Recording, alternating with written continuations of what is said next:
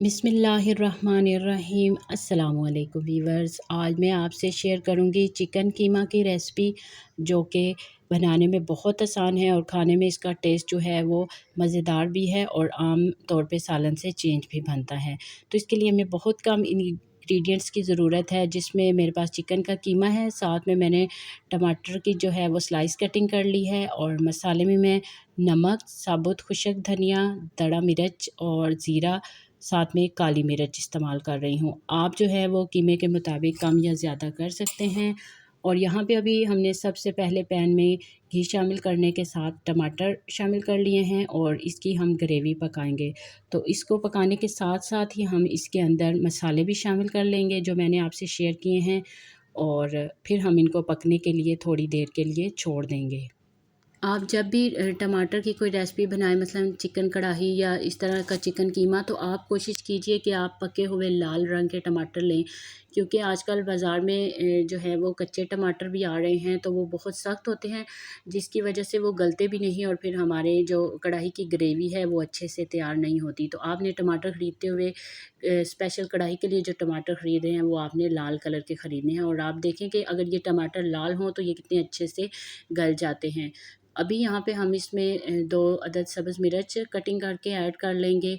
आप इससे ज़्यादा भी ऐड कर सकते हैं अगर आप तीखा खाना पसंद करते हैं। तो यहाँ पे हमारे टमाटर जो हैं वो ग्रेवी की शक्ल इख्तियार कर रहे हैं, और साथ में हमने सब्ज़ मिर्च भी इसी के अंदर शामिल कर ली है।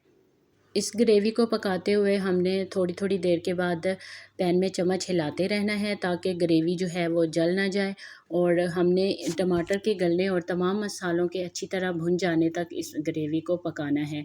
तो यहाँ पे अब हमारी ग्रेवी जो है बिल्कुल तैयार हो चुकी है। तो हमने चिकन कीमे को धोने के बाद इसी मसाले के अंदर शामिल कर लिया है, और अब हम इसको भी थोड़ी देर के लिए भूनेंगे। तो साथ में व्यूअर्स, आपसे मेरी छोटी सी रिक्वेस्ट है कि अगर आपको मेरी ये रेसिपी थोड़ी सी भी अच्छी लगी है तो आपने मेरे चैनल को सब्सक्राइब करना है, और अगर आपको ये रेसिपी पसंद आई है तो आप अपने फ्रेंड एंड फैमिली से शेयर करें और हमारे चैनल को सपोर्ट करें, क्योंकि आप लोगों की सपोर्ट से ही हम जो हैं वो कामयाबी की तरफ जाते हैं। तो उम्मीद करती हूँ कि आप मेरे चैनल को सब्सक्राइब करना नहीं भूलेंगे। और अभी हम यहाँ पे इसके अंदर आधा कप पानी शामिल कर लेंगे, ताकि कीमा जो है वो अच्छे से गल जाए। बहुत ज़्यादा पानी शामिल करने की ज़रूरत नहीं है, क्योंकि चिकन है और चिकन जल्दी गल जाती है।